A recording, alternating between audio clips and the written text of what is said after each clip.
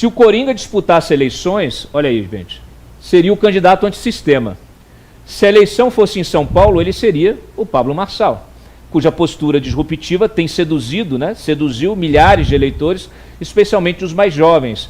O sorriso quase permanente do rosto de Marçal apenas reforça o estereótipo de alguém que debocha das regras, truca seus rivais e segue em busca de um propósito. Talvez Todd Phillips tivesse mais sucesso se trouxesse neste segundo filme um Coringa candidato a prefeito de Gotham City. Por que não? Considerando que o próprio Thomas Wayne, o pai do Bruce Wayne, o Batman, disputava o cargo quando foi morto ao lado da mulher num beco da cidade por bandidos comuns que queriam as joias de Martha Wayne. No primeiro Coringa, o diretor deixou no ar um possível relacionamento extraconjugal de Thomas com Penny Fleck, que é a mãe do jovem Arthur Fleck, que é o Coringa. Uma ótima trama, claro, envolvendo política, romance, questões sociais e até filosóficas. Agora imagine o Coringa prefeito, Juan e Luan. Como seria a gestão de quem prega o tumulto? Como ele lidaria com pilhas de papéis, planilhas orçamentárias, processos licitatórios, estudos técnicos e intermináveis reuniões para a tomada de decisões? Como enfrentaria as máfias, os cartéis, o crime organizado? Como traria ordem ao caos, sendo ele próprio um agente do caos? No final do filme de Phillips, o protagonista Arthur Fleck rejeita o Coringa e se revela apenas um sujeito fraco, sem qualquer propósito, que não fosse o de chamar a atenção, decepcionando seus seguidores e a sua parceira, Ali Kinsel, obcecada pela aura do personagem e sua atitude de não me importo com nada. São eles que plantam uma bomba no tribunal e que explodem com tudo. É um detento, outro fã, que mata Arthur e assume sua ideologia, gerando a expectativa por uma trilogia. Desculpem o spoiler, não vale a pena o filme. Será que nosso Coringa paulistano, acusado por seus ex-advogados de violar deliberadamente a lei eleitoral, queria mesmo ser prefeito?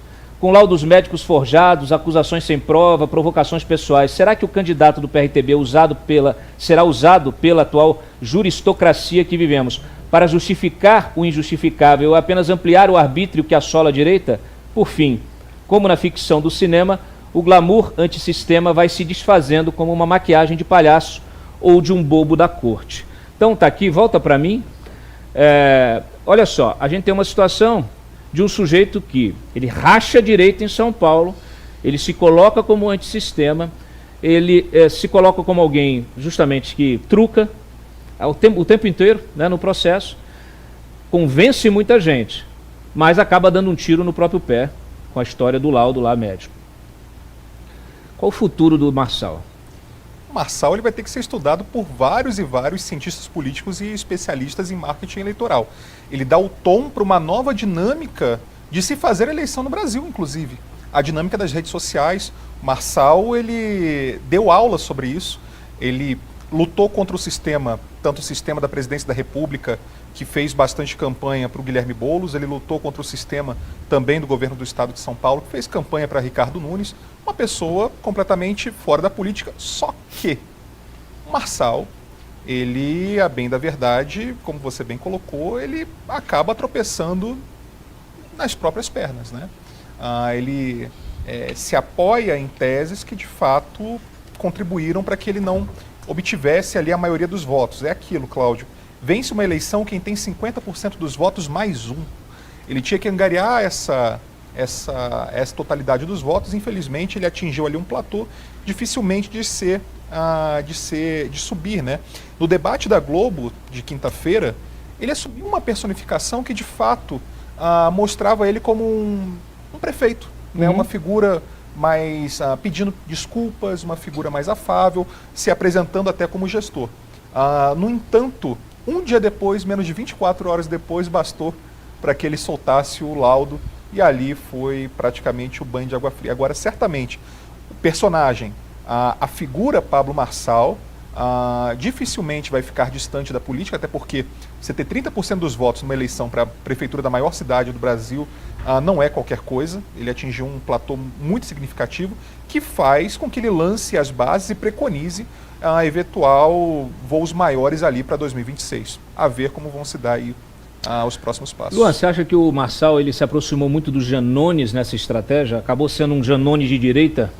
Mas disputando uma candidatura majoritária, né? E aí o eleitorado pune.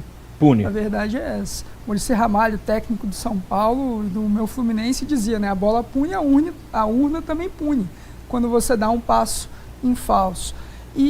Mas a gente estava falando, né, que existem vitórias mesmo nas derrotas na política. E o Marçal, mesmo sendo derrotado ontem, teve uma vitória. E é um capital reputacional que ele atinge muito grande. E a gente estava falando da Joyce antes, né?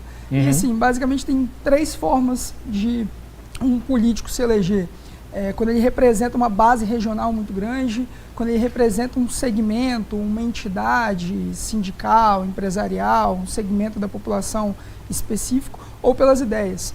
Ele é um candidato das ideias. Da mesma forma, por exemplo, que a Joyce Hasselman também ela se elegeu pelas ideias dela, e quando ela traiu a base dela, as ideias dela, as urnas puniram ela não só uma vez, né? Então, o Marçal ele tem um grande capital agora e arrisco dizer mais, ele é o primeiro expoente do bolsonarismo, entenda bolsonarismo como além de Jair Bolsonaro, mas sim um movimento que ele representa, o conjunto de ideias que simbolicamente são representadas. E todas as pessoas dentro do universo do bolsonarismo que em algum momento desafiaram Jair Bolsonaro foram esmagadas. Isso é importante você estar falando. Marçal não. O Marçal tem, a própria Joyce é um exemplo disso. Sim. Alexandre Frota, que para conseguir mandato teve que ir disputar a Câmara de Vereadores de Cotia, em São Paulo, teve menos de 3 mil votos. Enfim, agora, quando a gente olha para o Pablo Marçal, ele tem capital reputacional dentro do bolsonarismo e mesmo tendo desafiado o presidente Jair Bolsonaro, ele acabou sendo vitorioso, né, com capital, com muitos votos, Cláudio. E isso cacifa ele para disputar, eventualmente, o governo de São Paulo em 2026, Senado em 2026, ou até a presidência da República, que ele se lançou candidato em 2022 também. E vai embaralhar o jogo, né? Porque se ele se lançar candidato a presidente em 2026, ele vai embaralhar o jogo do Tarcísio, se o Bolsonaro, obviamente, não tiver colocado, né? Não tiver recuperado os seus direitos políticos.